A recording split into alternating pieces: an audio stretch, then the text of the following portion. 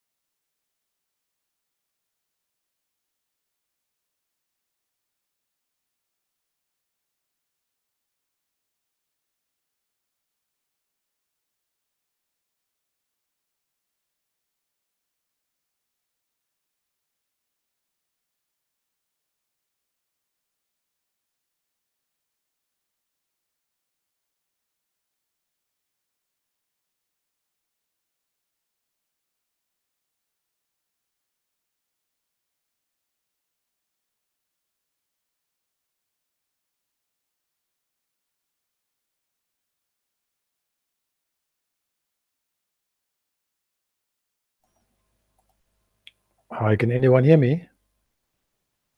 Yes. Hi, Roland. Hey, Alan. It looks like there's a problem with the AI, read AI meeting notes. It prevents anyone from copying things into the meeting. It just says, Hi, colleagues. Tato here at Safe Hub. We're still trying to connect. Just give us less than 3 minutes. We'll be online now. Apologies Okay. for the delay. Good. I'm not sure if that addresses your question, Roland. You were asking about something. Yeah, there's a read AI meeting notes section. It is the only section where one can make a comment in the notes in the chat. And when you try to send the message, it says read AI meeting notes is not in this meeting. So Oh, meeting group chat. Oh, you're talking about in the Zoom. Yeah, in the Zoom, yeah. It doesn't allow comments somehow. There's a little box at the bottom. Well, maybe it's just I'm using a browser. Maybe that's the problem. So I can't type. You said hi. I can't type anything. There's nothing there. That's not critical.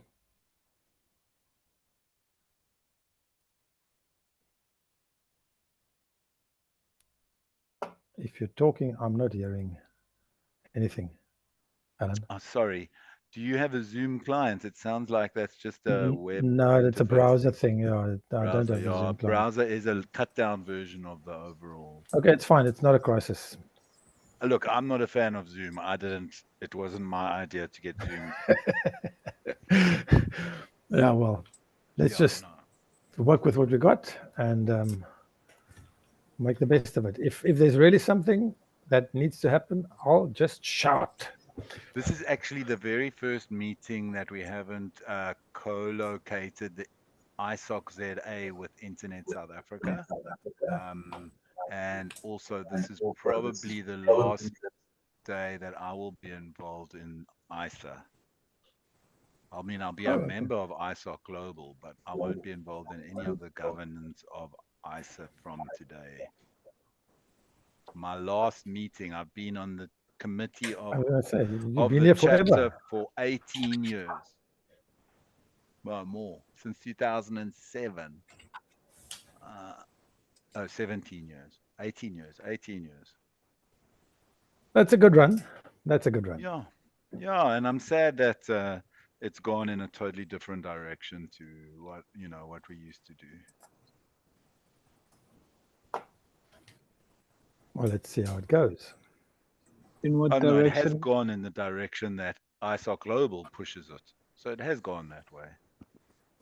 I mean, I've seen as ISA's evolved over the last 3 or 4 years, it's going deeper and deeper down that hole.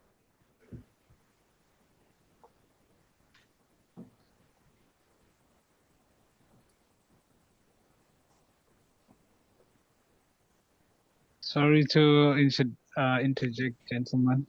I was just keen to find out the direction that you're speaking about, Alan.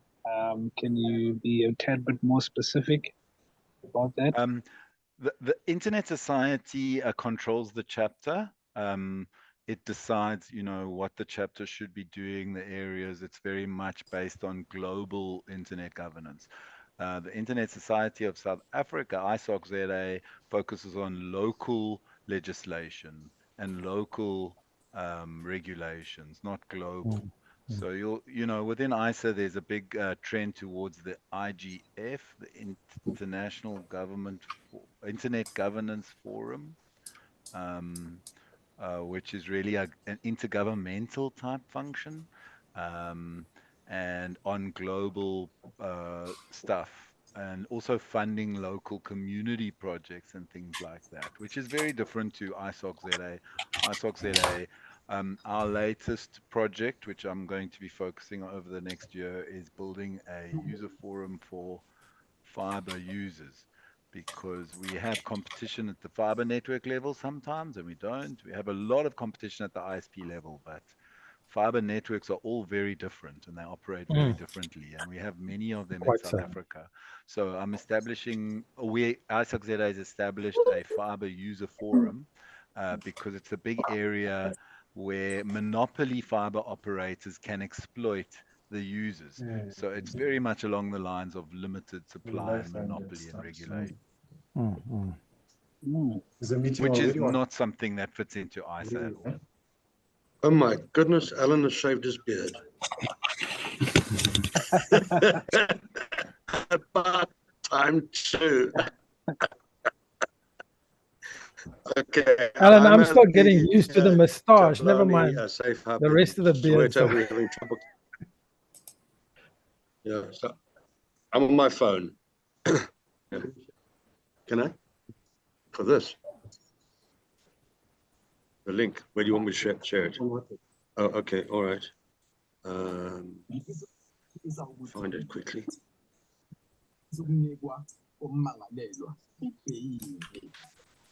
Hey, Conrad, how's it? Hey, I'm good. Haven't seen any of you in a while. Yeah, good to see you, man. Mm.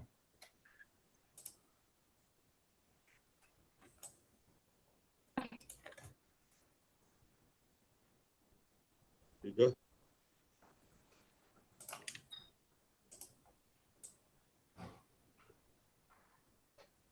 You need to just go the long way down there.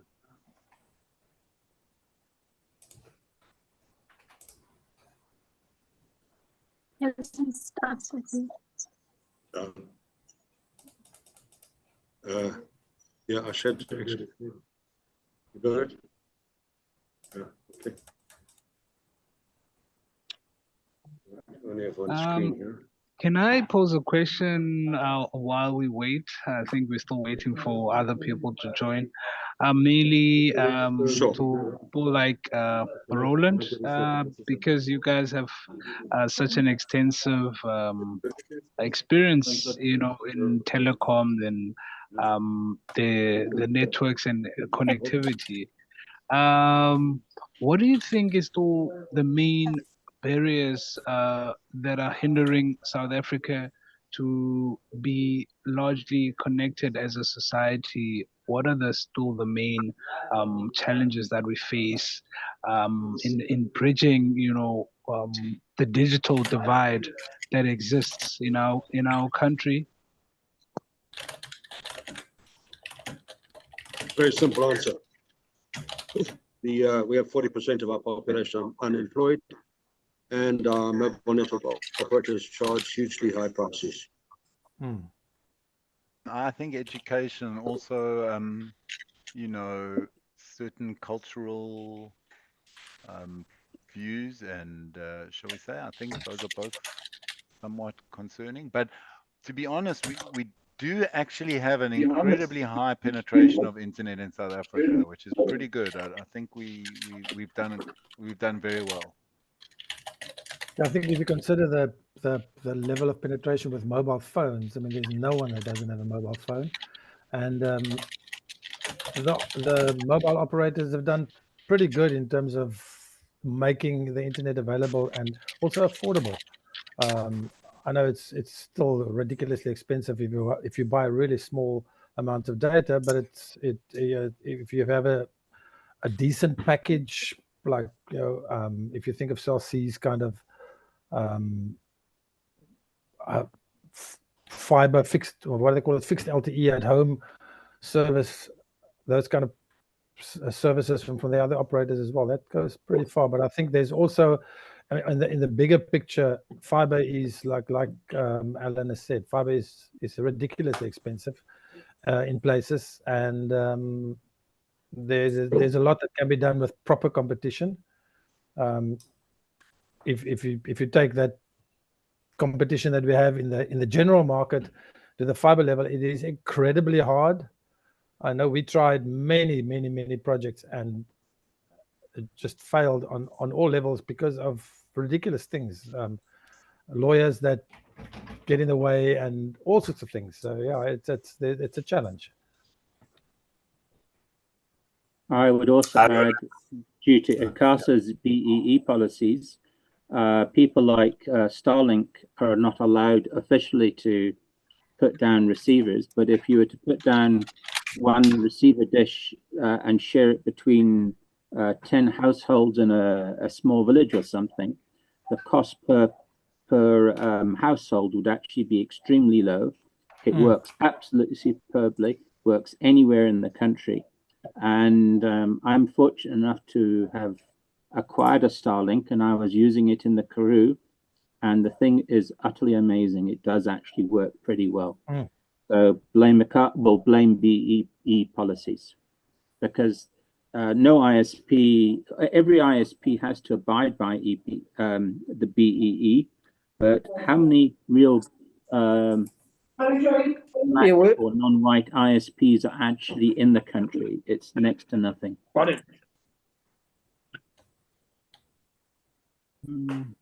Okay, thank you for those thoughts, gentlemen. In particular, your last thoughts, Mark, about the legislation, mainly from ICASA. So I was just curious also to learn about the innovations that can be performed in this space. So I've been exploring some literature, looking at technologies like free space optics, whereby there's largely a reliance on using laser technology and light for connectivity, as opposed to conventional methods like traditional Wi-Fi we used to. And also the interesting thing is that these technologies sometimes exist outside of the they exist outside of the spectrum that is governed by the ICASA and regulatory bodies. So I'm just always interested and keen to look at other innovations that could help us circumvent the challenges that we mentioned, like legislation,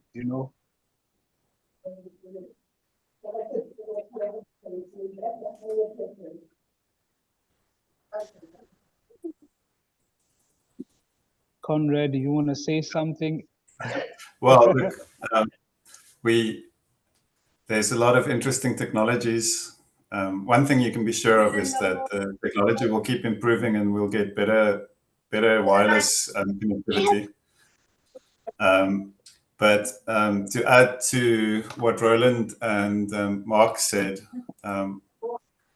I think one of the things that we need is not necessarily not competition, more competition as such, but more co-opetition or cooperation. Actually, I think this fiber forum that Alan is talking about sounds like a necessary thing.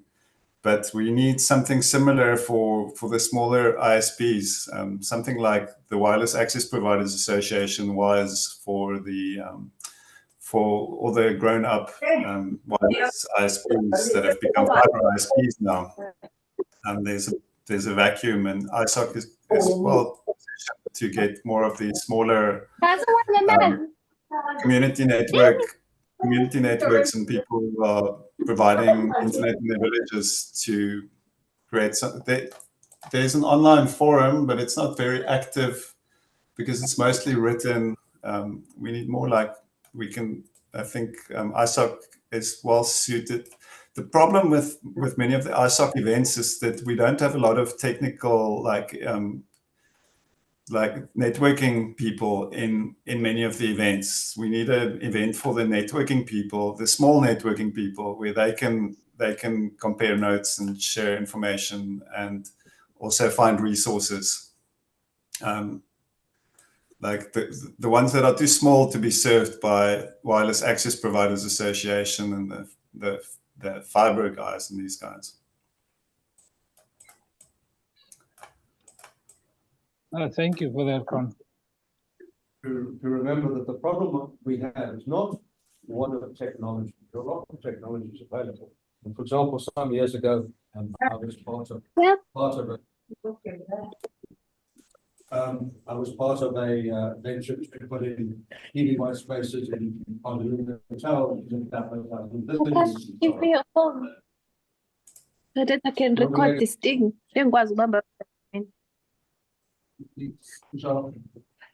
Sorry, can someone please ask the lady to mute? I think it's Nomalungelo. Someone please just mute her. Thank you.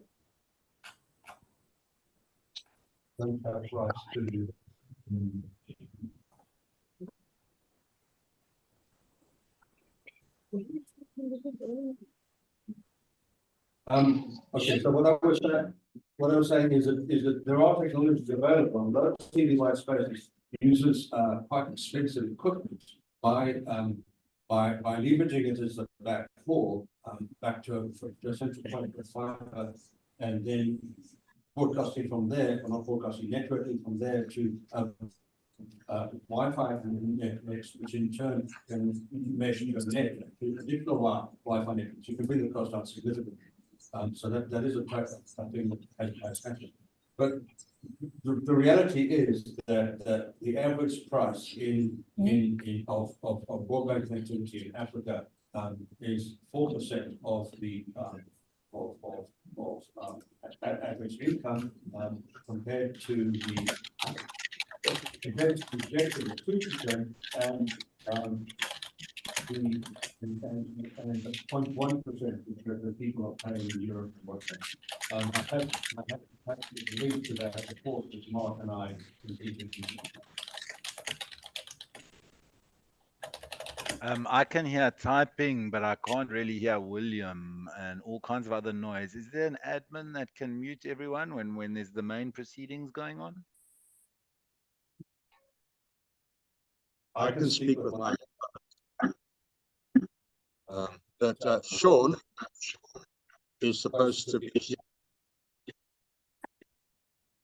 How's it? Can you mute? I will see if I can mute everyone now. Just hold.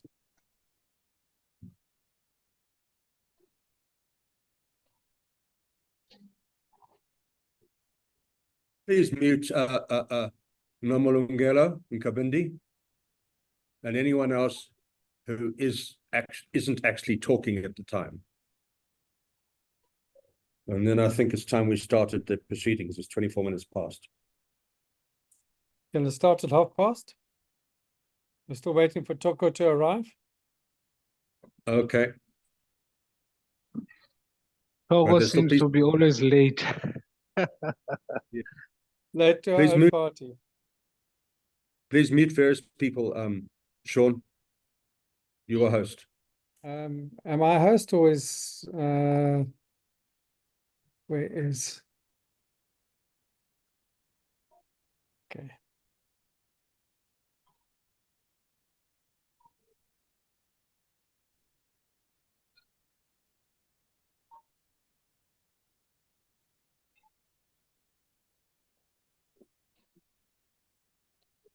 For the session, check someone.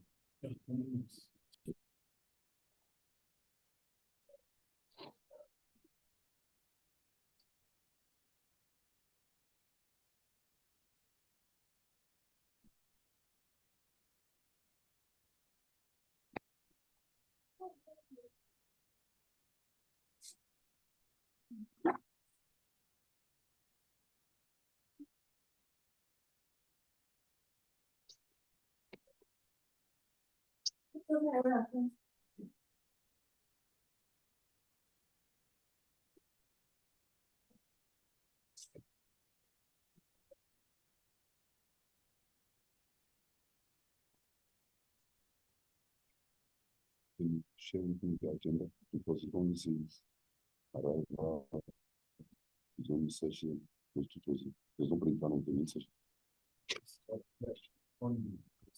There we go. No, this is on our side. Oh, it's on our side.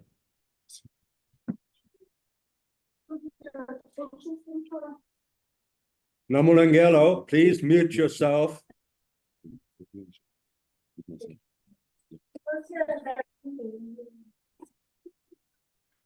I think we muted, but it's why she can hear. I'm on here. I'm muted on here. No. I'm getting there. I'd asked Kodishan to run the meeting, but I've got the host tools as well. I'm trying to find where I can mute everyone. Okay, it seems to have been done. No, it isn't. Oh dear. Are we not an admin? I don't know who's the admin. No, still showing that it's not it.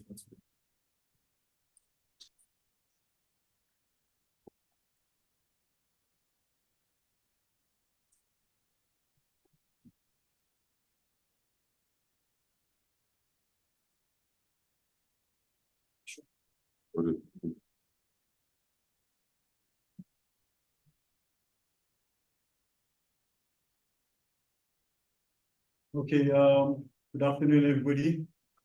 My name is Kodishan Tswane. I'm the Deputy Secretary for Internet South Africa.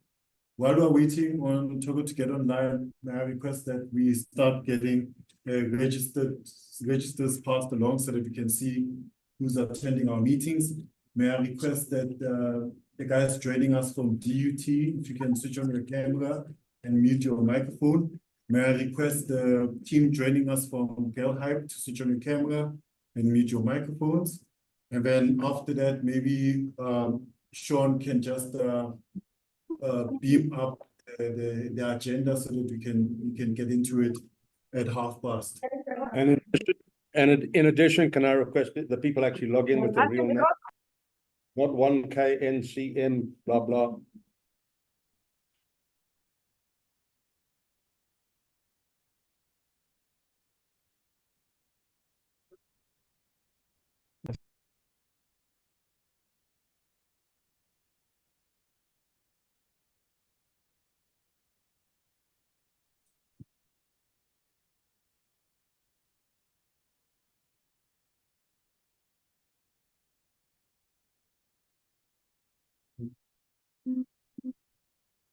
On developing the session, and so the network is fully aware of course.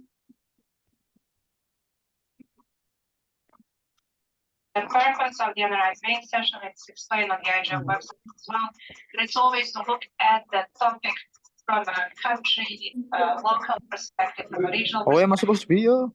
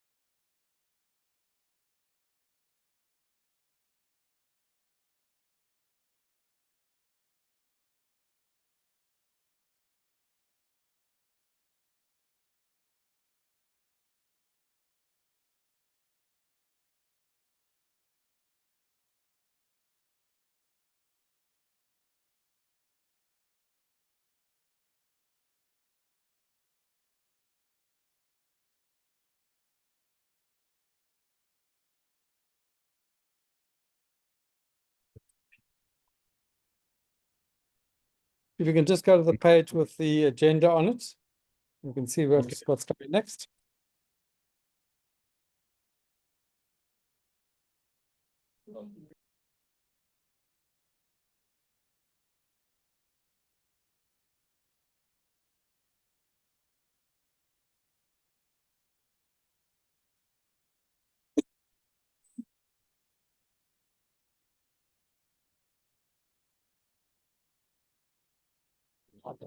Yeah.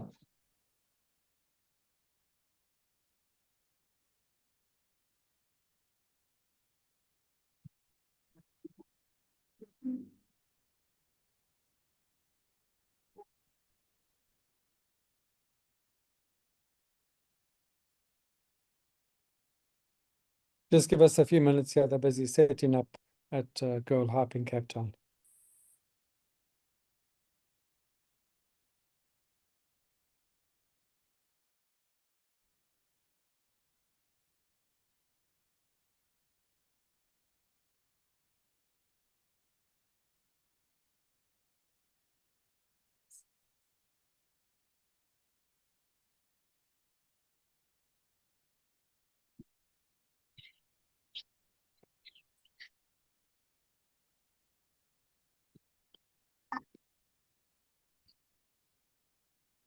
Chair, while Togo is setting up, would you like me to go over the members' activities?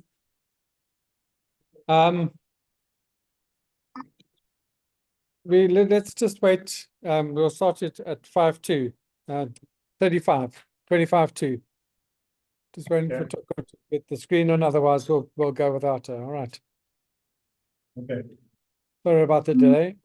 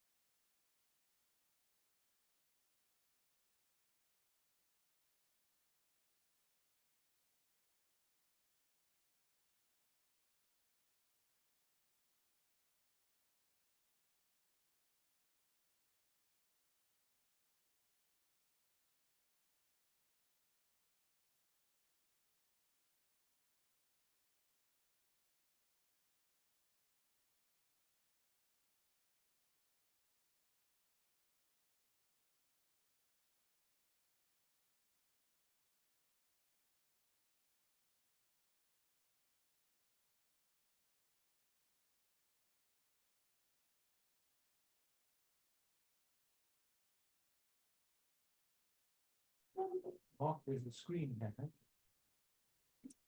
Okay, our screen is on.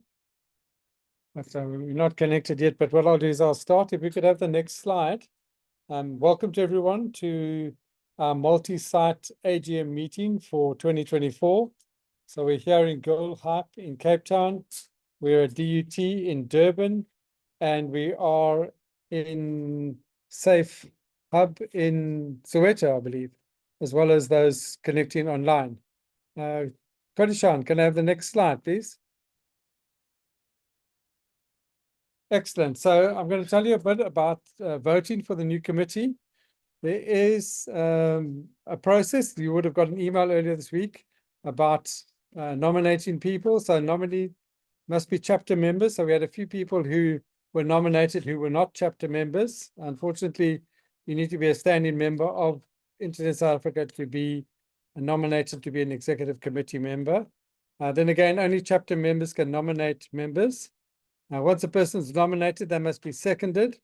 Most people that are here on the list were self-nominated, and the committee reviewed and accepted, as far as I understand, we accepted the seconding of those nominations. As they all were self-nominated, we didn't contact them to work out if they would accept or decline, because if they are nominated themselves, we assume they're accepted. And then as far as the election of a chair, vice chair, secretary, and treasurer, those are the minimum requirements for the association. And the immediately preceding chairperson automatically becomes part of the new executive, just so that there's continuity in the process. We're not going to add any new people to the list during AGM. But people, if we run short of a chair or vice chair, secretary, the executive committee can nominate someone. Someone is going to. All right. Next slide, please, Cody.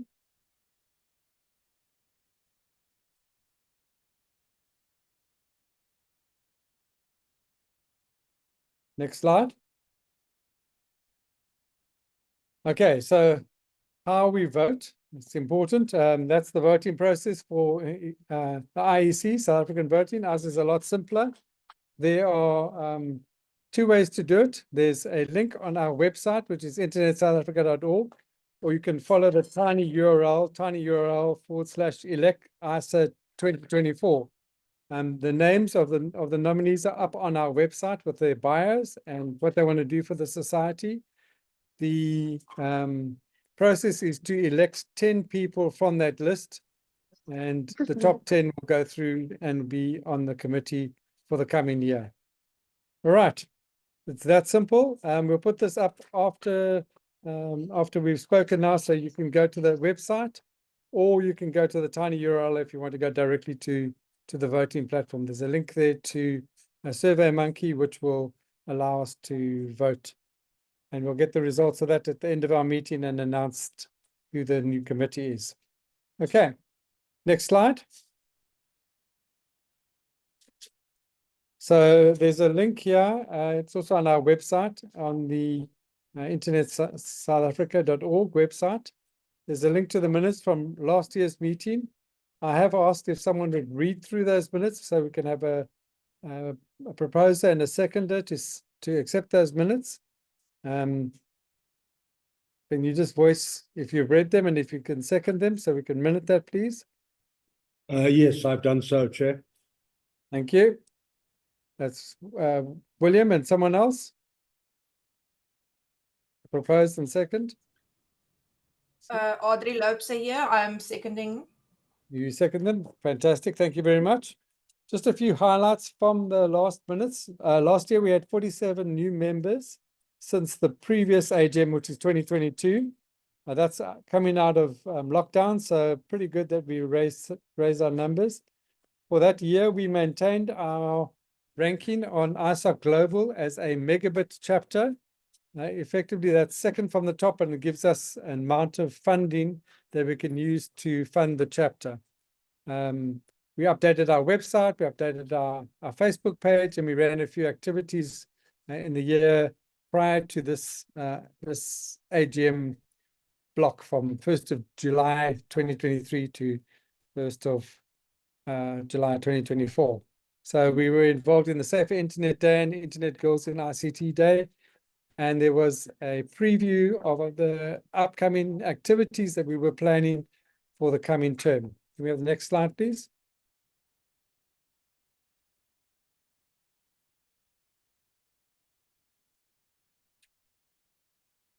Right, so 2024.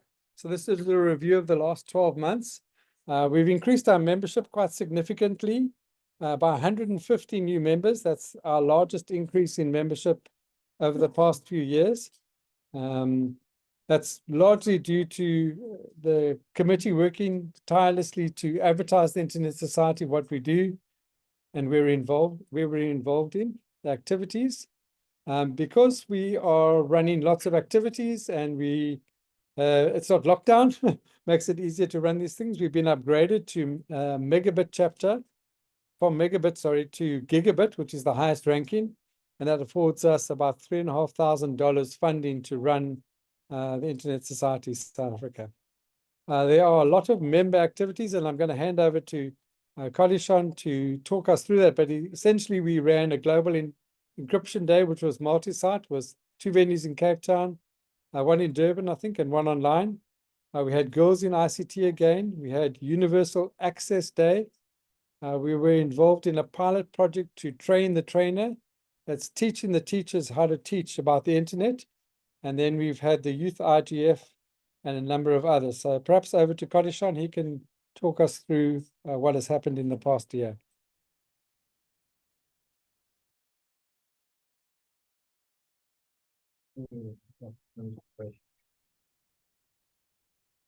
Can everybody hear me? Okay, so I'm just going to run through the events. I hope you can hear me. We started off last year, August on the 17th, with a cybercrime and online safety session that was hosted in DUT, Johannesburg, and Cape Town, and Mondlingwe and Kodishantwani. That session was online. It was a free session that ran over 2 days. And then after that, we moved on to our event. We jumped all the way to October with our Global Encryption Day, October 2023. That one also was held in multiple sites. So we had a screening in DUT and we had a screening with Gal High Town Kailicha. Chapter members that were involved there again was Togomia, Mondlimue, and Bodishantwani, just working on the DTP at the back. And then after that, we jump into 2024. We had the South African Youth in Internet Governance and the ZAIGF. This is where the chapter, the Internet South Africa chapter collaborated with the South African government. We're working with ZEDNA, we're working with the ZAIGF, and we had some chapter members active there. Togo was one of the MCs at this event, and we had Kopano Ramashala is one of the speakers. He's a local ISP running Bakwena Telecoms. He's a chapter member. And then after that, I think we had Refilo Sekhopa, who's also a chapter member, who was one of the panelists, who was actually a moderator for that session. Moving after that, on the 24th of March, we had Universal Acceptance Day. This was an activity that was spearheaded by Girl Hype, and the chapter got to work with Girl Hype, and we got other members involved. It was also an online session that was screened from Cape Town and multiple countries in Africa. Moving on after that, on the 24th of April, we had Girls in ICT Day that was headed up by Wazana and Ndlovu. This was in collaboration with the Fletcher's Girls High School in Cape Town, and they were trained on ICT, cybersecurity, how to enable teachers to better use the tools that they have in the classrooms. After that, in May 27th, 2024, we had our design, deploying, and of computer networks course that opened up. It was running concurrently with the events that we had hosted here at Safe Hub, Amandla and Jabulani, Soweto. This course is currently running online, and luckily we had some chapter members who joined this course, like William and Peter, where we found a couple of problems with it, but hopefully it will be fixed. And then moving on, we did the School of Internet Governance online course again.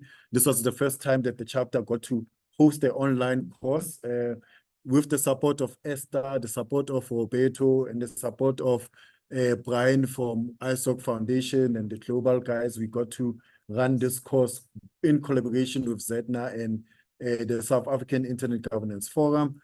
It started on the 18th of June. It's still running until the 7th of July. It was the first time we were doing it, and hopefully next year we're going to repeat it again. Once again, with this course, William and Peter did find flaws with it, but then hopefully they'll be addressed before next year. And you can see in some of the pictures, it was hosted here in Safe Hub. You can see Waza and I doing the training there. You can see Mpumi, one of our chapter members, sitting over here. She was also helping with moderating, working side by side with Wazanai when we had Esther and other team members joining online. Oh, okay, let me just go back there because that's where it ends. Sorry about that.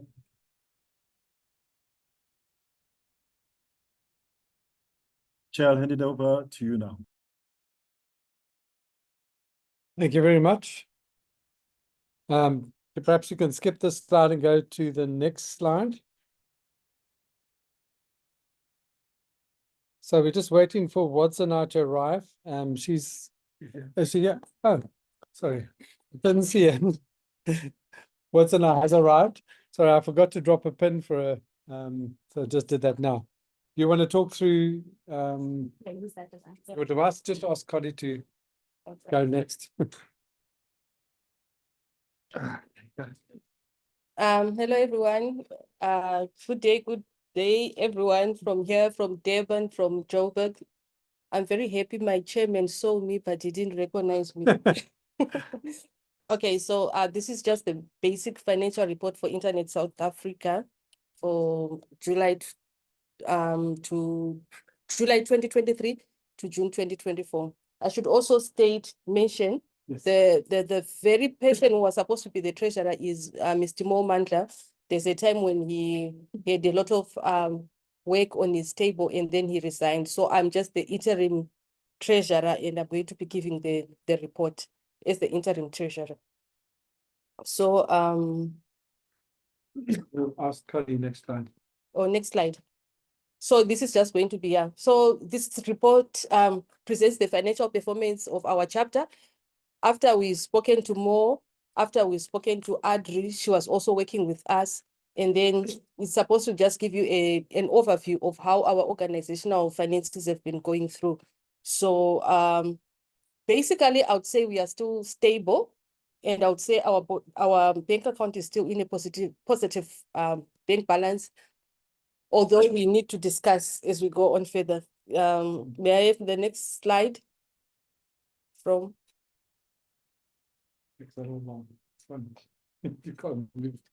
Okay, so this is last year, 1 July 2022 to 30 June 2023. You can see our closing balance was 42,786.08. That was the closing balance. And then for this year. Next.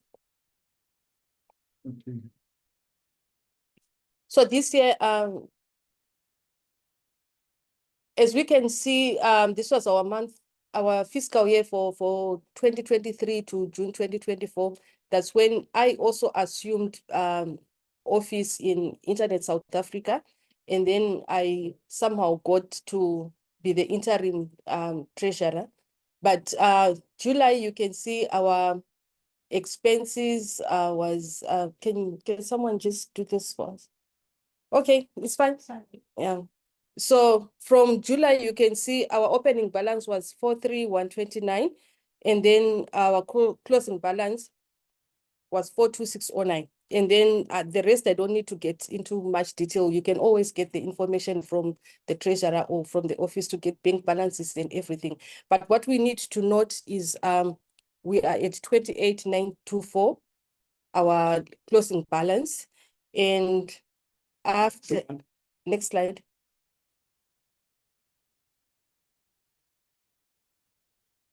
Our key incomes, which is what is important, it was an inward SWIFT account from Internet Society, which was 62,886, which was basically the chapter admin fund that we got this year. So through the chapter admin fund, it was the only amount that we got, but we had an outstanding balance from the previous chapter money that we had gotten in the other time. And then there's another 1,000 refund that we got in August 2023. So that's basically the only two incomes that we got from our 42 balance up until we go next to the next slide. So our key expenditures this year, I would think the first key expenditure was the marketing tutor travel, the marketing and the tutor travel, which was the Soweto Youth Expo that we did. There was an on-site tutor who was traveled from Cape Town to the site. And then there was also some marketing activity that was done, which we all believe it was actually good for our membership drive. So it was membership drive and also the Internet School of Governance. Mm-hmm. And then the other key expenditure we had was the Global Encryption Day activities. We had Global Encryption Days activities in Cape Town, at Girls High, and then Belleville, and then we also had one in Soweto. And then the other one was the Girls in ICT event that was done here at Girls High as well last year. And then we've got also various recurring banking charges, like the bank charges is typically 85 rands per month. But then we've got regular expenditures like vanilla. We have to pay for our internet hosting and everything. So the other key expenditures you'll see is the AGM, which is taking place here by Girl Hype. And then you'll see the AGM in Durban. Mungwe is holding it, yes. And then there is Viewmax that is holding in Soweto. Kodishan, yes. So next. So basically looking at our budget, what took long was what we had to talk on was the key expenditures and also the recurring ones.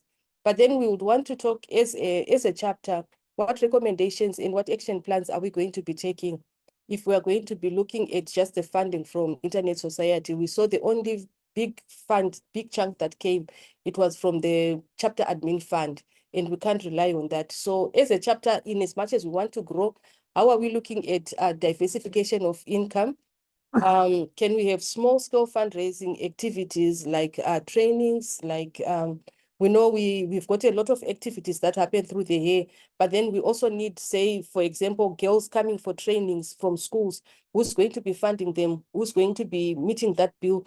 We might also have some activities that are international, like say techno in South Africa. Who's going to be funding all that? Because we can't be dipping into the little pocket that we have. So I would also think it's important for us to have partnerships, and partnerships not only just person to person, but also corporate sponsorships as well. I'm looking at our AGM right now. We are just cooperating with Girl Hype from here, from Cape Town. But we could also be having corporate sponsors like our ISP providers. We could have Vodacom, we could have Celsi, you know. So those things are also going to help us, even if we are going to be commemorating days that we know maybe we might not have funds for it, but we can also do that. And then I think we can also collaborate with like-minded NGOs. You'll see, I think for this, we've got girl or gender-based activities, and we've got collaboration. We've got NGOs that are working with that, who might have funding or who might not have funding, but can also expose us. So I'm thinking we also need, as a chapter, to work on collaborations with different NGOs, with different corporates, and then this can also give us sponsorship. I'll also mention this about event management. If you look at the budget, anyone can also just come and ask for the bank statements from me, or for anything, just to see whatever we're doing.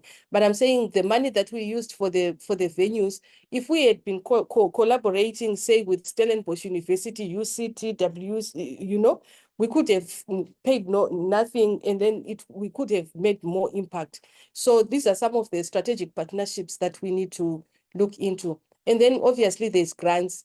Government grants, there's a lot of government grants when it comes to internet. There's a lot of government grants when it comes to digital literacy and all. We need to work on that to try to have relationship. And then our Internet Society Foundation has got grants as well, which we can also explore, which we can also try to see how we can benefit from that. And then different international grants, whatever, as members who are listening, or as members of the board or whatever, we can also collaborate and work on having grants that are going to sustain us. Because if we look at our budget, it's more of just waiting for the big chunk to come in. And when the big chunk comes in, then when it falls down, we can't, you know, do as much as we can do. Because I know we've got a lot of collaboration, we've got a lot of potential in this chapter. But I think the financial issue is really taking us down. I don't know if there is any questions and answers. Like I said, you are free to ask for bank statements. You are free to ask for a breakdown of everything that we're doing. And it was me, it was Mo, it was also Adri and our chairperson. You can ask either of us for any information. Thank you, sir. I think if there's any questions directed to me, I'm still here. Thank you. Are there any questions about the financial statements, or any other questions about the Internet Society in South Africa? We can field those now. I have my hand up. Yes. Sean? Yes. The world has changed a lot. When we first started ISOC ZA back in '96, we had to pay ISOC. Now they're paying us. Right. Well, we do get an admin grant, and the admin grant has increased because our chapter activity has increased. And the issue with the admin grants is that it pays for the AGM, it pays for bank statements, it pays for administrative functions, but it doesn't pay for activities. And if we're involved in activities, you know, we can use a marketing budget to market Internet South Africa, but marketing budget only goes so far. So we do need to attract additional funding or apply for small or large grants from ISOC, but that does take 8 to 10 weeks at least to get funding through. And it has to be on one of their pillars as well. Any other questions? Any other hands up?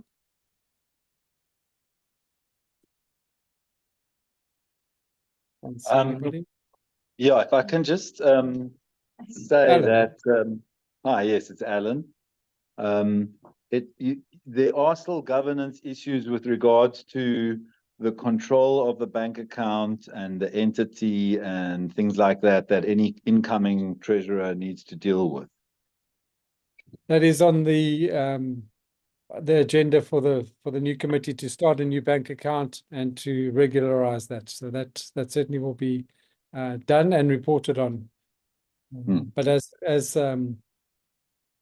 Woz and I said, if anybody needs access to the bank details, we do have the bank statements with what we've got and what we've spent it on, and full receipts and accountability on that. Tato has a question. Yes. Hello, Chair. Hi. Yeah, hey, you don't want to recognize me, no? But I'm here. I'm trying to find you on my screen. You're a sliver. Tato here. When you started with the presentation, especially when we were talking about the nomination process, looking at the minutes, I saw something around after the election or nomination of office bearers, the roles will be discussed in a separate meeting. Wanting to understand why is that exercise done? Not right now or inclusively. I'm not sure. When you're talking about separate meeting, will it only be office bearers discussing that, or is it something that's going to be including the wider membership? I've got several questions. That's question number one. Yeah. Okay.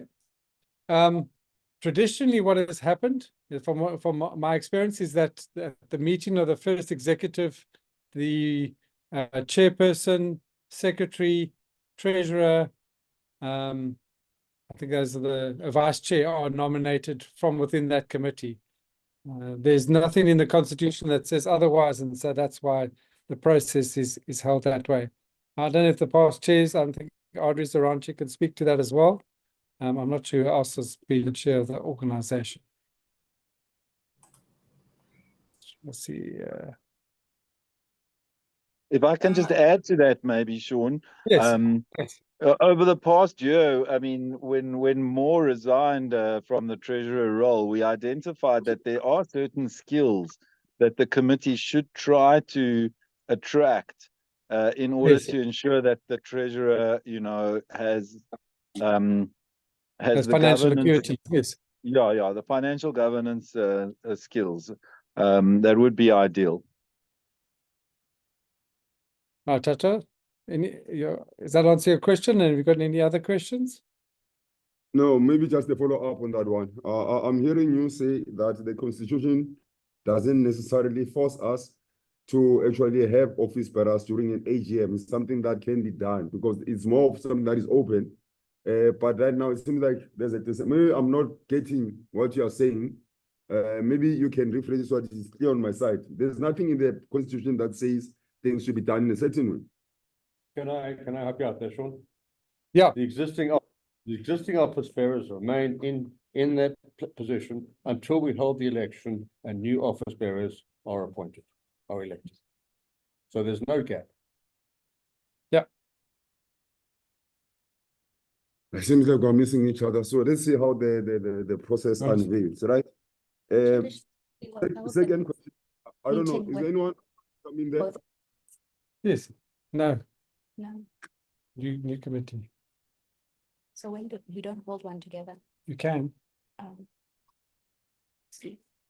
Hi guys, Toko here. What I understand, okay, the tradition, the way that we've been doing it is, I mean, it's not policy or anything, but generally we would have both committees meet once following the AGM, where the office bearers from the old committee meet with the office bearers from the new committee. And that happens once, which would be the next meeting of ISA, where all new elected committees members would be. But there is no gap, and yeah. Okay. Okay. No, I don't know if that helps. It's okay. Can continue? I think your question hasn't got an answer. Yeah, please help. So, Chair, this is Peter speaking here. Yes, hi Peter. think I understand Tato's question, which is to ask, why is it that the key roles, the four positions that get elected in a separate meeting by the executive committee, why does that not happen in the AGM, whereby the general members can have a say on who is the chair, who is the vice chair, who is the secretary of the chapter? Because that's the way we've always done it. Yeah. No, because that's the way it's written in the Constitution. So that's a bit different from what Sean was saying, is that it's not something that's prescribed in the Constitution. The Constitution says we elect the committee at the AGM. And from that, the committee elect the roles in that committee. I see Siko has his hand up. And Paul.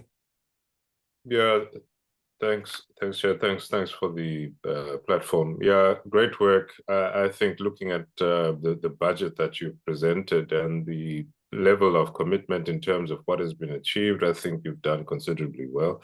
I just wanted to check from your side. I mean, what have been some of the challenges in terms of getting those additional resources, whether it's corporate sponsorships or even collaboration or even government grants in this financial year that has just ended.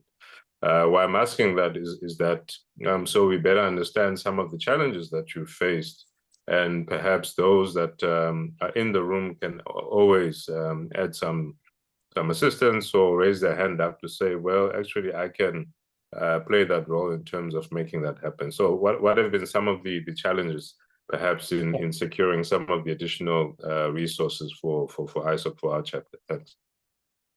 Thank you so much for asking that question. I think it also shows that we are growing as an organization or as a chapter.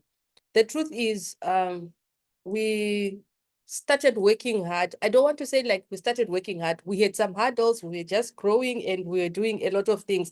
But towards the end, I think we were starting to get there. But these are some of the things that I think we also need to know, the chapter members that we've got. Challenges, you ask direct challenges. Challenges where sometimes we would come up with projects that is our own team problem, and we take responsibility of it. But now we are saying, instead of us just working as a team, we can reach out to our chapter members. We can have a closer relationship. I think you will realize Khodishang created WhatsApp groups, tried to create WhatsApp groups for each province, because originally it was just, the AMS platform, and not many people would access it, but we tried to reach out. And now when we were sitting, even if we are going to be the committee or not, we were saying, we've got a lot of wealth within our members, within our chapter members. Why not dip into that? Why not say, when we want to go and celebrate girls in ICT, we say we can't do it because we don't have funds. When we know we've got corporates inside our chapter, because we haven't approached them, we can also approach them. So this is where we are coming from. We are just growing, So I don't know if you're answered, but that's the truth. We can't really say we are challenges, but we're growing, and I think we can grow together as a chapter as well. Just to add to that, additionally, like last year, we tried to get funding for the Global Encryption Day. They give out $1,000 for that program. The issue is they won't give you funding unless you run a Global Encryption Day already. So we have to fund that ourselves. So this year, hopefully, we will be able to attract funding. There's a limited budget, limited resources available from there. But if we apply early enough, we should be able to attract funding because we run a Global Encryption Day event last year. So those sorts of things, it's a matter of timing. I see there are some other hands up there. Paul was next, and then let's see. Sorry about the glasses. Hi, I'm hoping I'm not plugging a dead horse, but it sort of came up in the previous comment. I think with regards to how an election is run and that sort of thing, that's prescribed by the Constitution. I didn't understand Toko to be saying that, you know, the way operationally the organization affects handover, you know, is not in the constitution to be a you know, distraction from that, you know, point. In other words, there are two different issues. One is how the organization is required to choose its office bearers, what the process of getting office bearers into office is, and that's clearly put out in the constitution. And there we've got, you know, clear you know, processes and procedures that need to be followed, including this meeting. In terms of how it's operationally, you know, a handover is done, that, you know, general best practice is that a new committee will meet with the old committee, new office bearers meet with old office bearers, and you do some sort of handover. That's right. I'm a little concerned, especially if there, you know, is a significant amount of handing over to be done, for the, you know, committees to, or for the various people involved to sort of think that a single meeting is the extent of the handover, and simply therefore implore that while that should be a minimum of having a joint meeting to do handover, that everybody be open to making sure that there's a smooth and proper handover, regardless. Thanks. We can have a look at those who get elected at the end of the meeting, probably around about 4:30, and then we can see what the overlap is between the two, the incoming committee and the outgoing committee. But we have found that the outgoing committee have always been helpful to contribute where necessary. Makwa Bongwe, sorry if I messed up your name there. You are next on the list. That's fine, Sean. Thanks. Good afternoon to everyone. My question is on the events that can be hosted or planned along with by the members. So I'm in the Cape Town chapter, and one of I can say it's a challenge, and it was quite disappointing in that the WhatsApp group that I was part of had very limited communication. And I think we stayed in the group for weeks after the last year's AGM, hoping to get further direction and information about the events that would happen. And what proceeded from that was that the admins of the group restricted members from sending messages. So it just became like a very dull group, for lack of a better word. It was just had no communication, what would be happening. And I must say that it was quite disheartening, because I'd felt there's a lot of potential in terms of the experience and skill sets that the people bring, but all that potential is going to waste if it's not being used, if we're not planning events to do positive stuff with the experience and skills that we have. Thank you. Great. Thank you. We'll take that on board. Our marketing team should be reaching out more. That's part of the goals for the coming year. But we'll certainly take that on board, perhaps opening up the groups to further communication. I'll get Kolishan to tackle that. That is involved in that. Tato, you okay? Sorry? Yeah. Okay, there's someone before me. Introduce yourself. Yeah. Sandy Lejiku Njengila, and my question is in line with raising funds and tools that one. What are the instruments and tools that one can obtain from a private company to then assist in raising funds, and also what are the internal instrument tools available for one to then find other partners and stakeholders that would be keen to collaborate and assisting in us getting either grants and sponsorships, as well as collaborations with both corporate and NGOs. Okay, our interim treasurer stepped out of the room at the moment. Can we come back to that? But those are good questions. So I see Tato's got his hand up. If you could speak. Yeah, on site, you know, there's an issue that is raised right now, and on my side, I think Peter also tried to actually clarify it, and we're busy exploring something here with sorry. George. With William. So we're looking at the Constitution, section 4.2 and section 5.2. I think that gives us a guide in terms of how the election process should go. Although it can be interpreted in different ways, but I think we need to close whatever gap that might exist, so that moving forward is not something that is done by just a selected few people in terms of who should be doing what, because in terms of disagreements that take place, when those decisions are made, they don't necessarily have to impact the functionality of the board itself. Because my second question, I want to ask again. So I'm going to ask the second question. The second question is that I saw that there's been a lot of shifts from chair, the treasurer.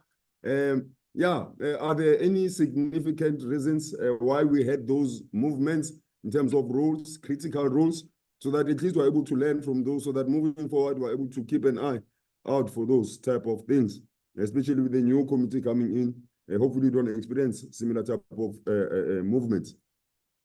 So last year, Audrey indicated that she was resigning from the committee, and she stayed on for the majority of the term as for handover, and so that's the chairman's position, chairperson's position. The treasurer, we had Monley, who was treasurer, but due to time commitments and pressures, he had to hand over. And so what we have done is that we've taken a decision internally that what we will have like we have a chair and a vice chair, we'll have a treasurer and a vice treasurer and a secretary and a vice secretary, so that there is key overlap, or there is overlap with the key four positions on the committee, so that if someone does get sick or there's issues, there is continuity there. So we have recognized that as a risk and mitigated against that. Alan, you had your hand up. And if you're going to speak to the issue of, speak, and then we'll address your other issue about voting and which position gets voted for where. So, Alan? The handover process is defined in the Constitution exactly by what you say, Sean, that the immediate past chairman always has a seat on the new committee, whether they're elected to the new committee or not. So the chairman always has a role going on at least another year after they've completed their role as chairman. In fact, in that they're the immediate past chairman, and so they have a role on the committee, and their role is to ensure continuity. I can also say that, just by the nature of the organization, usually at least 50% of the committee, or at least 50% of the working people on the committee, continue to work year after year until they finish their complete term according to their own schedules. So it's usually 50% at least of the committee that gets re-elected back onto the committee. So I don't think that the continuity issue is an issue at all. I'm totally against the members appointing office bearers. I'm totally against that idea. I don't think members have any idea about what it takes to be an office bearer. Some of the members of the EXCO don't really know what it takes to be an office bearer, but at least they're the ones that have to work with the office bearers and not the members. So I'm totally against members deciding on office bearers. Besides, that does require a full constitutional update, which we know is needed. I think the idea of having a vice treasurer and a vice secretary is a good idea, but similarly, you need to have commitment up front. If somebody's going to take on the treasurer role or the secretary role, they should do it with a level of commitment and understanding that this takes time requirement, and don't continue to fulfill that role if you're not putting in the time that it takes to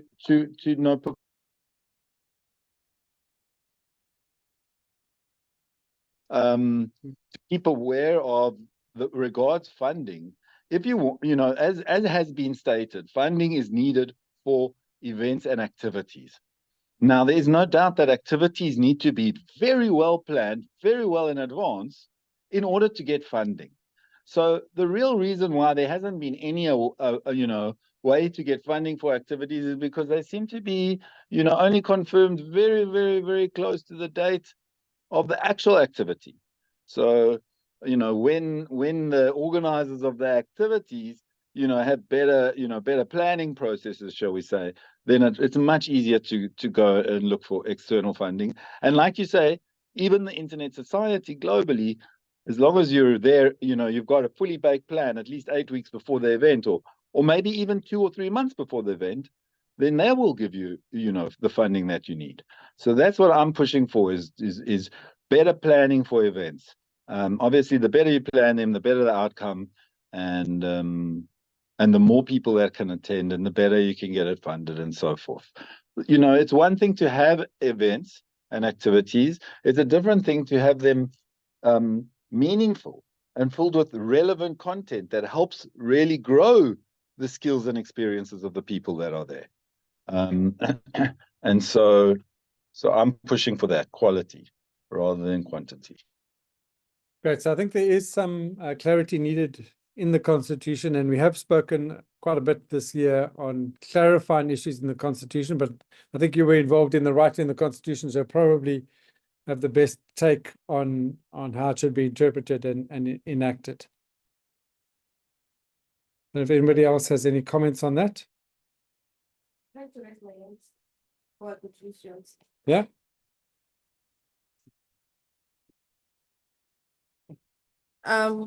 Not to be direct with you, Alan, I do understand where you're coming from and what you're saying.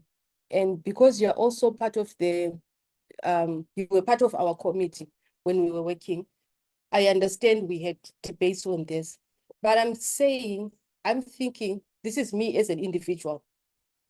Yes, we can say things were not better planned or things were not, but there has been some lagging in our committee that you have to admit on a personal note. That is why we are saying maybe partnerships are going to help us, maybe grants are going to help us. I'm not going to be talking about things in details, but I'm saying you as a person, you know what was happening in our committee. So why don't we have corporate partnerships? Why don't we have collaborations? Why don't we have stakeholders? This is for you, Alan. So it's not really about But we do. We have all of those things. That we definitely do. You have to have people on an exco that put in the time to make sure everything works out. That's all it is. Which I totally agree with you. I totally agree with you. But you know where I don't agree with you. You know.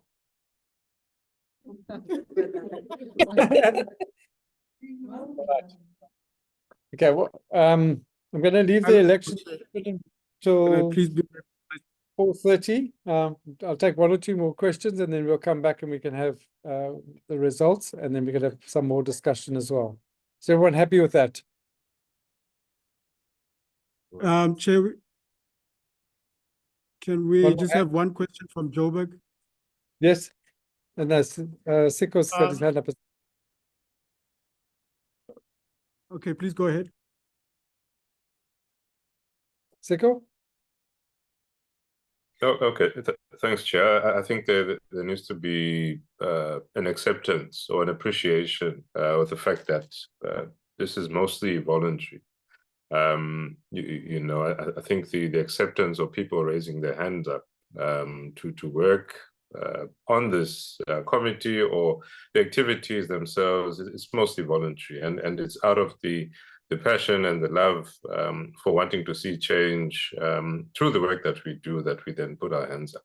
Not to say that there are differences, of course, from time to time in any working relationship, but I think we need to appreciate that people are putting their hands up and we're all volunteering here, and there needs to be that appreciation. But I think moving forward, there needs to be a level of acceptance to say, if you're putting your hand up, you need to also be prepared to do the work and put in the hours, and ensure that you do have the capacity and the capabilities to perform the tasks. I think clear communication is always key, particularly if you're working in a team. And where you need help, I think most people are always afraid to ask for help. So I think moving forward, whoever is then placed in these new roles, there needs to be that appreciation, but also the acceptance of the responsibility that you have accepted, and willingly so. Put your hand up. You need to ensure that you then deliver and ask for help when you need to. Thanks, Shane. Thank you. That's a good call for elections. If you haven't voted, you still have an opportunity to do so. There was one comment from Joburg, and then we'll break for a few minutes to refresh ourselves, and we'll come back just after past, where we can present the results. Thank you. Joburg? I don't know if it's still a question. It's okay. It's well, it was more of a comment rather than a question. I just wanted to clarify, or rather correct what was said earlier. There was a personal view that was expressed to say that the members are not at best to decide, who is eligible to be a chairman or chairperson or secretary of the branch, or of the chapter. Sorry. I think that's an undemocratic view, and I believe like the membership trusts whoever that they nominate, and they choose such a person knowing that they're capable of taking a task that they would have nominated themselves for, or are willing to avail themselves for, or make themselves available for, not avail. That's correct. Thank you. So, yeah, which I just wanted to correct that. That's not the view of the chapter. It's the view. It's a personal view, I think we should take that into consideration when we go and revisit the Constitution, which, in my personal opinion, doesn't really need revisiting, because to me it's very clear. Section 4.1 and 4.2 clearly state that those key positions or the officers of the chapter need to be elected at the AGM.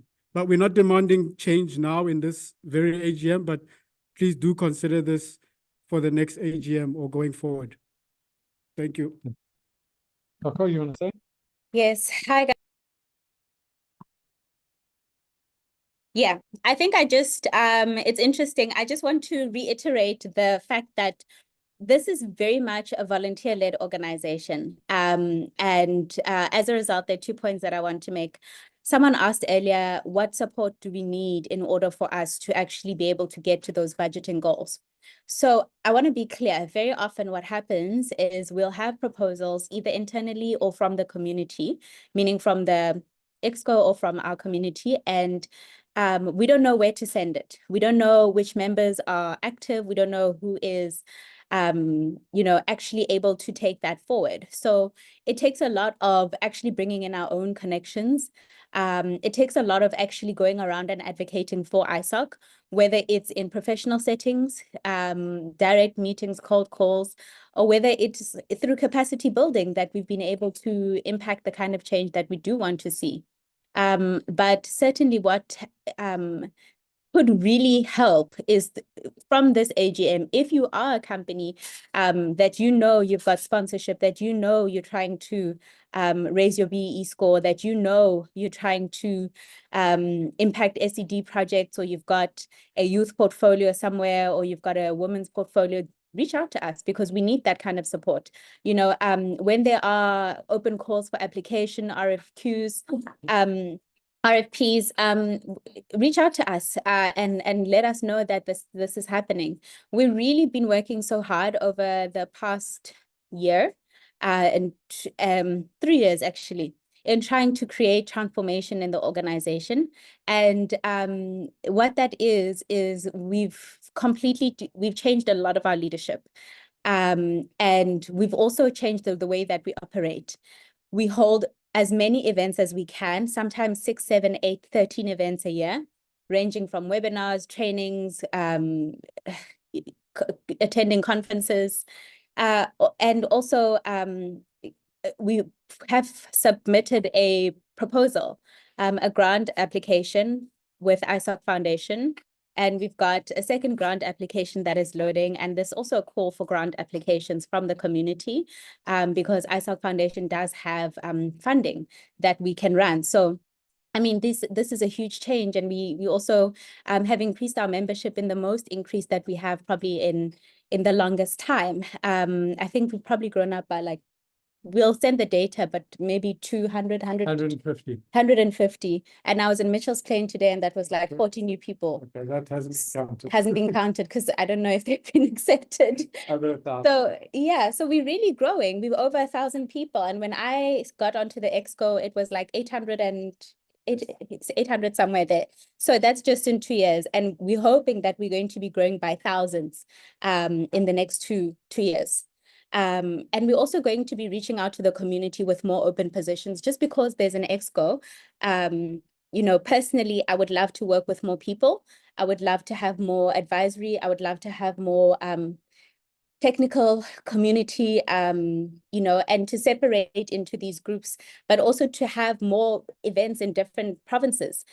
So far, we've hosted in Durban, KZN, Western Cape, Gauteng, but looking forward, we want to host in Free State, Limpopo, Northern Cape, Northwest KZN, you know, we are in KZN, but we want to grow the membership in this way. And it's not just through our youth, but it's actually in our executive members, it is in our technical members, and also, you know, across the board, because the internet is such a broad space.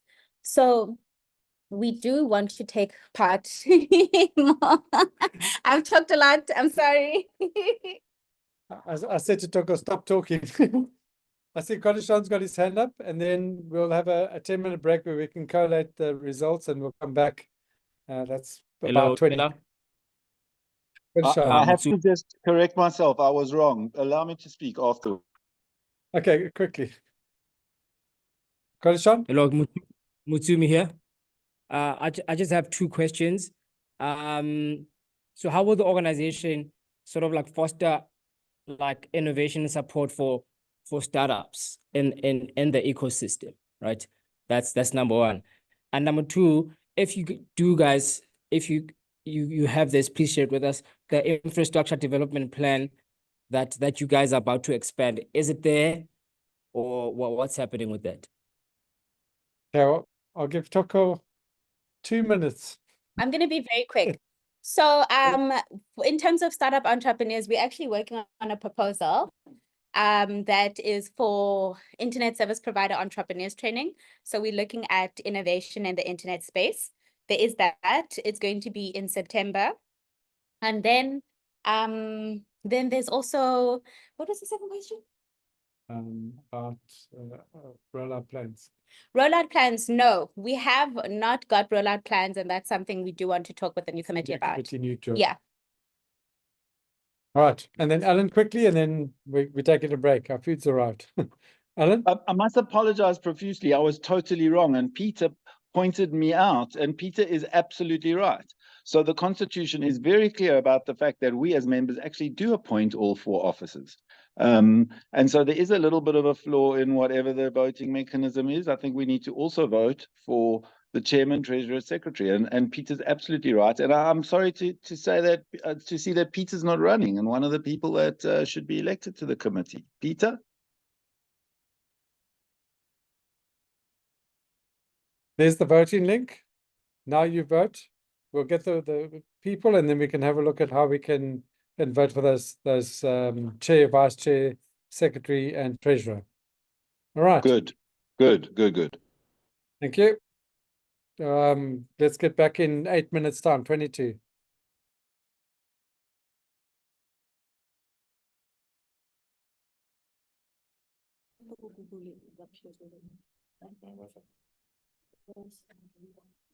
Yeah, I see. Yeah, we're on a break. Everybody, please vote. 80.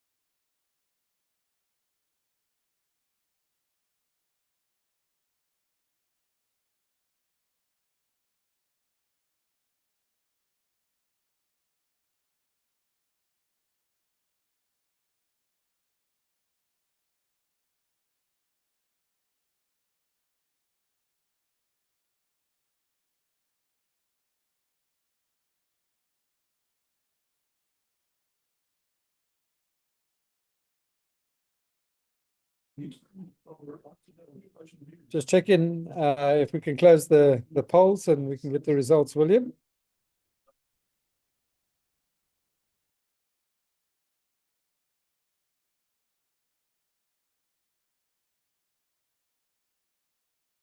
One more person needs to vote. Can you speak to Peter? Moderator now. Chair, we're just gonna keep it open for one more minute. There's still a couple of people who are still voting. Not a problem. Just let me know when you guys are ready, and if you can just paste the results, we can see if we can hold a poll for the positions after that.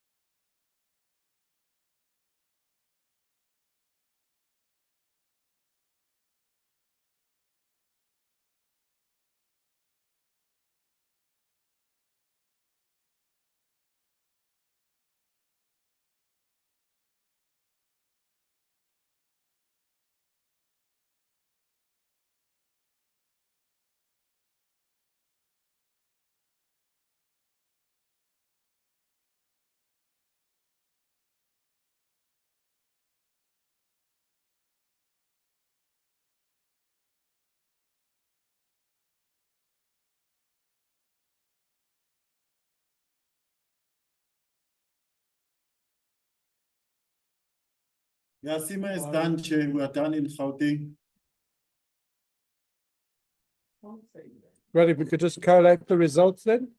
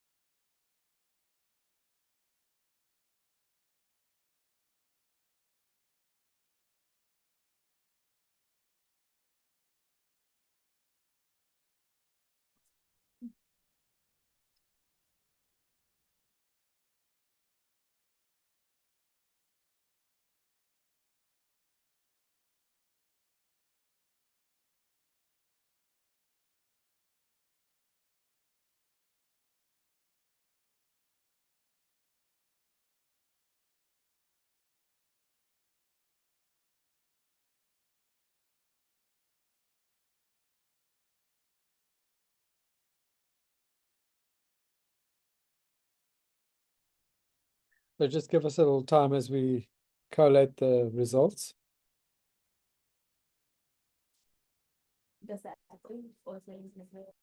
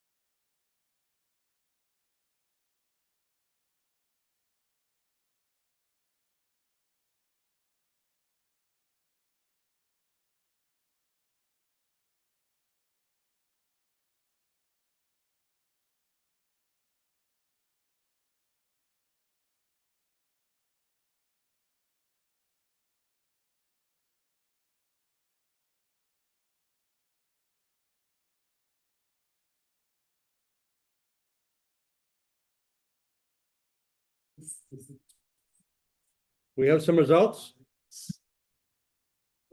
Fantastic. There we go. Are those the top 10? One day we go. Number 14. Okay, it's 14. The top, can we just show the top 10? Because those would be the. Okay, all right, I will move the top 10 elsewhere. This one. There. Yeah, so there we go, there's our top 10.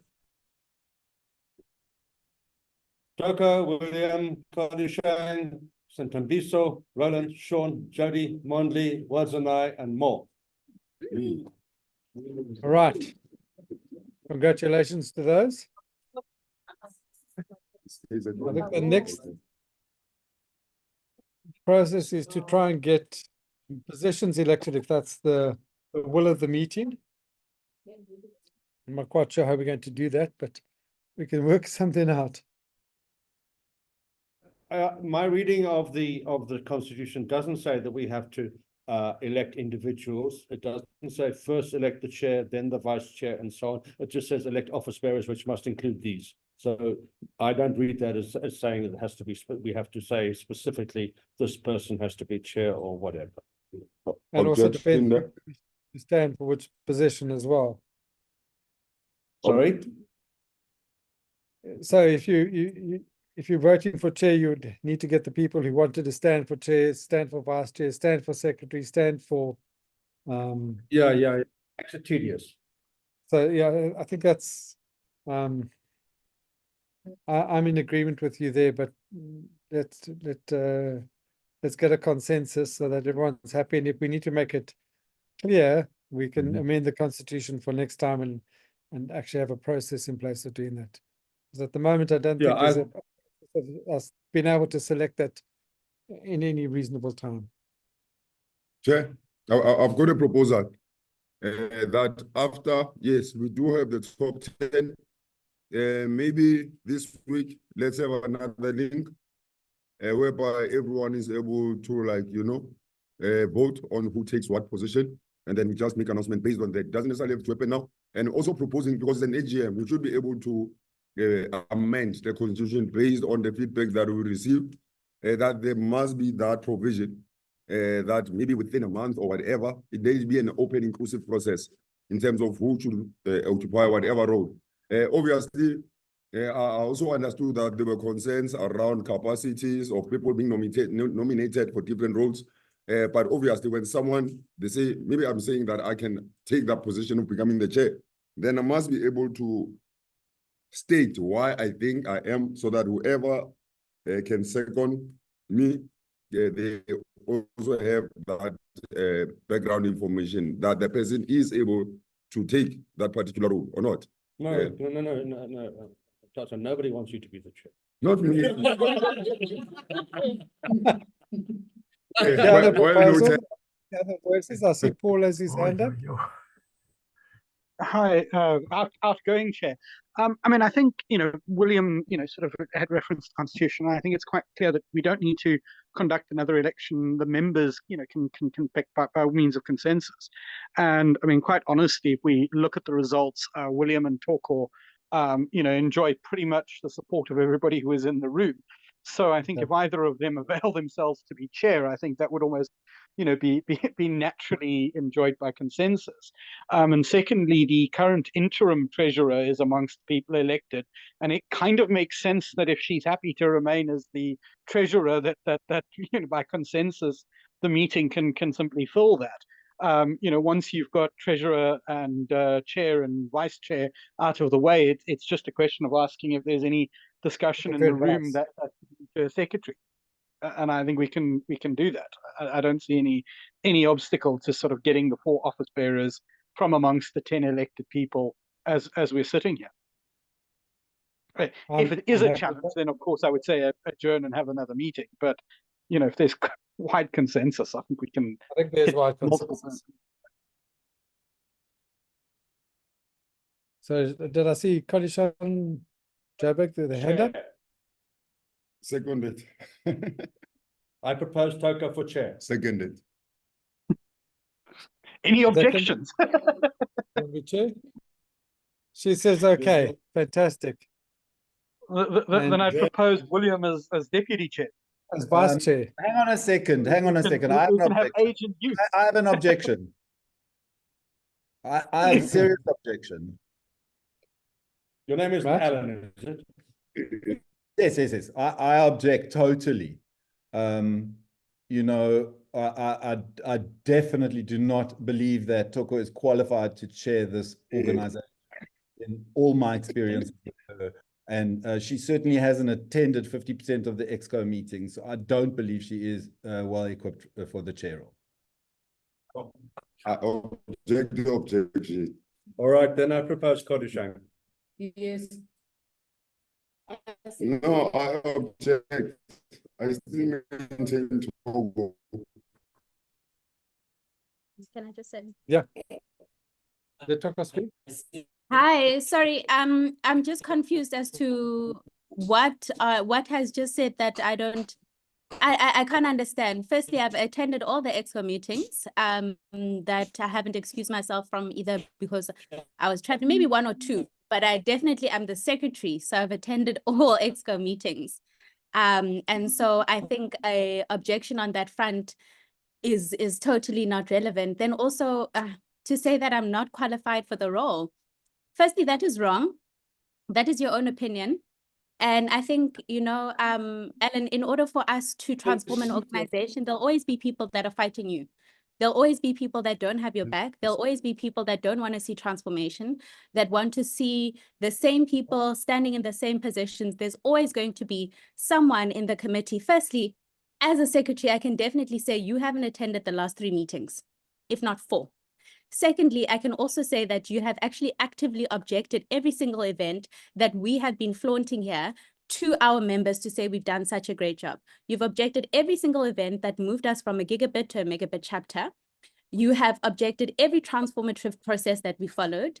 And I don't think that an opinion of yours should be put as a reason for me not to be the chair. Especially if it's presented as actually, you're lying. I have attended all of the last meetings. So sorry, Ellen. Absolutely not. I have been in all the EXCO meetings, and you know, as for all those other things that you've said, most of them are lies as well. Okay, guys, can we please not make this personal? I totally, okay. You know, it's totally ridiculous. We will minute your objection. Okay. Your hand is up. Yeah, just to sort of follow up on that. I mean, I put forward as a proposal as a way that we can avoid having another meeting and another set of elections, and to keep things quite simple. I think Alan's objection is noted. I think Toko's response is noted. I think the question is whether or not, and I think that does remain within your domain as the current chair, as to whether or not Alan's objection represents a break of consensus. I think there's overwhelming consensus that we proceed to put in the office bearers at this meeting rather than have an election. I think Alan's objections should be noted, and I think it's clear that how he would vote if there were to be a vote. But I think the meeting as a whole, and simply looking at the numbers, I think there is sufficiently broad consensus as to her suitability to chair. I would implore her to sort of take on William as a vice chair and bring some experience and ability to do that. So my proposal remains, notwithstanding Alan's objection, I think we've got consensus as to Toko. I didn't hear any objections to William as deputy chair, although he didn't say whether he accepted. And my other suggestion is the current interim treasurer, become the treasurer amongst them. So is William accepting? We're prepared to accept second. We can bicker without having to have in private, without having to wash our laundry in public. Okay, and that's why we've done it that way in the past, and that's why I think it's the best way to do it in the future. Unless we change the constitution that says we specifically have to appoint office bearers individually, which the constitution does not say at present. Can I come in, Chair? Tato here. There was a proposal that was made, which is very reasonable, that looking at the polls, you can see the 2 top names. And then it was more around alignment, who's going to be chair, who's going to be deputy chair. If someone declines that, then we look at the next person on the poll. So now the decision was taken whether do we consider Togo or William. The first proposal was for Togo to become the chair from William, and I also seconded that. And then Ellen said that no, Togo cannot become the chair. And I objected on his objection for the very same reasons that Togo mentioned, because I was also part of the executive, and I understand that Ellen declines each and everything. I'm not sure what is it that Togo has done that makes Ellen not see her as being fit to take leadership, because she's innovative, she's brave, and she's able to stand up for the progression of the chapter itself. I'm talking from experience. not just as a background, sitting down type of a chapter member. Sorry, guys, no offense. But honestly speaking, I think Togo deserves a chance to lead. Please, Godishang is equally as good. Yeah, we'll see. But I'm kindly asking everyone advocating, guys, please, they support Togo. But the For sure. why are we against the numbers? Because at the end of the Sorry, day, see the other comments like, cutting in the background. That's Yeah, any more comments coming? Sandy Lenchengela, and in a constitutional manner, let us be fair, guys. The numbers speak for themselves. Everyone had a chance and a fair, open vote to choose the people that they feel fit on their views and their experience of that particular person, right, to get then the votes of the people. However, now when we're looking at it, we need to work on a way forward, looking at the numbers because numbers don't lie. So currently, Togo's number, not in this case, because it's voted for. It's everyone's opinion and belief in an individual. And remember the first point that was mentioned earlier in the meeting before. We are all volunteering our time and our effort. And once given the opportunity to then prove ourselves in front of everyone, which Togo is saying here, that she's willing to push herself to deliver. Why is it that now we have to bring in other agendas, right? When the actual notion of the people within the committee chose those two individuals with the same scoreboard. And this is not just in Soweto, this is across all the areas. So can we honor the numbers of why we voted and then leave and give people a chance to then prove themselves, because she also wants to prepare and showcase her leadership skills. Thank you. Can I make a proposal that we take Toko as chair, William as vice chair, Kodishan as secretary, and Watson I as treasurer? She indicated she wanted to stay on. And we say, yes, we accept that, and we move on. Noting, we'll have a show of hands, those who vote for, and then those who vote against. So either thumbs up or thumbs down. And we need to count the numbers at in Joburg and in Durban as well. So I'm happy. It's 1, 2, 3, 4, 5. Are you happy? I don't know why. Okay, Yeah. Toko is chair, William is vice. Kodishan is secretary. As And Alan abstains. So Right. Can we take that as that passes muster? I think everyone has voted with a few exemptions. Correct. Right, I see one more hand. Siko? No, Chair, that was just for voting. Thanks. Oh, for voting. Okay. All right. I think that's where it stands. So congratulations to Toko. She will be the new chair. William, vice chair. Cody will be promoted from vice secretary to secretary, and Wadzana takes on the full role as financier. So expect an email in your inbox looking for funds shortly. Great. Thank you everyone for attending. We're going to close off the Zoom session now and enjoy the food and drinks and fellowship and discussions around your Thank you. tables. Goodbye, everyone. Thank you for attending. Thank you, everyone. Thank you. Yeah. Bye, everyone. Bye, everybody.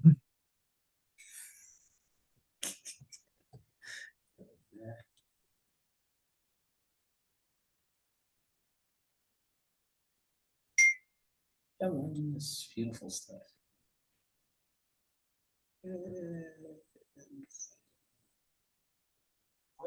Thank you so much.